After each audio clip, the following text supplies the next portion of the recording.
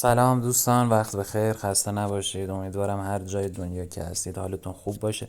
بچه ها، این آقایی که الان تو تصویر دارید میبینید، این پرایده رو اینجوری کلافش رو باز کشید و ماشین رو روشن کرد، همین آقا ماشین منو همین بلا رو سرش آورد. باتری ماشین منو دزدید، یه سری از وسایل داخل ماشین منو برد.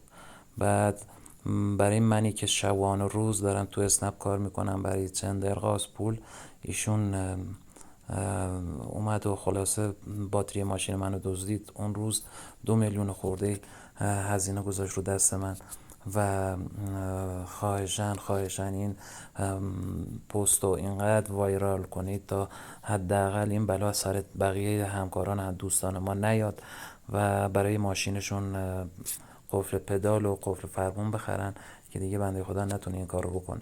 از طرف ایشون تو خود کلیپه داره میگه که من اگه برم زندان دوباره برگردم کار برام پیدا نشه مجدد همین کار رو انجام میدم. اینم بنده خدا نیاز داشته. حالا من نمیگم ایشون نباید این کارو میکردن، ایشون از سر اشتباهاتی که از قبل انجام دادن الان اومدن و خلاصه به خاطر اینکه کارگیریشون نیومده این کار رو انجام داده.